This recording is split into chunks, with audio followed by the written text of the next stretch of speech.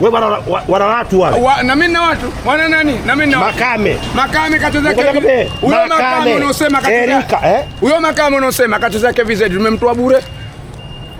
Tumemtoa bure, mkataba wake umeisha, tujamuongeza mkataba bure, tumemtoa. Huyo Makame unasema mimi video sasa tumemtoa bure KVZ. Sasa wana nani wakutushughulisha? Na kiungo linaitwa Jaba katikati, linachukua kwa huku linatembea kwa huku, linachukua kwa huku linatemea kwa huku. Ile nani? Jaba hilo. Toto para hivi lipo katikati, linachukua kwa huku linatemea kwa huku. Njoo ule raha. Njoo ule raha. Raha KVZ. Hilo Jaba ujue, Jaba usadi nadi hapa. Hilo Jaba maana yake. Kale jitu lenye upara. Wewe njoo lione, linachukua kwa huku linatemea kwa huku, linachukua kwa huku linatemea kwa huku. Njoo lione. Njoo. Unatoka magoli basi.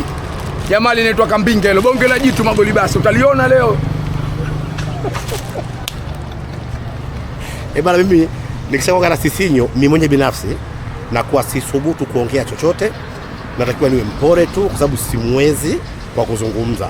Na kama kuna mtu anajifanya yeye anamweza Sisinyo, aweze kunitafuta nimlete hapa.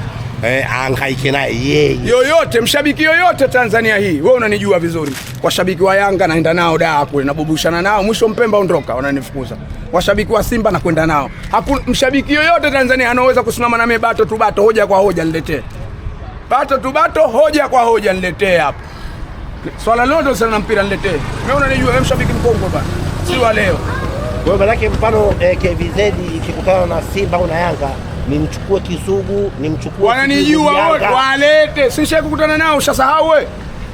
Ushasahau Mtibwa na Simba Amani pale. Kuniletea nilikuletea. Na nikamwambia goli moja ikakuaje? Kama Mungu anavyopanga vile. Umeelewa wewe niletea Kisugu watu wadogo wale. Mimi nakwenda nao. Mimi nakupa vitu live vya mpira. Wale za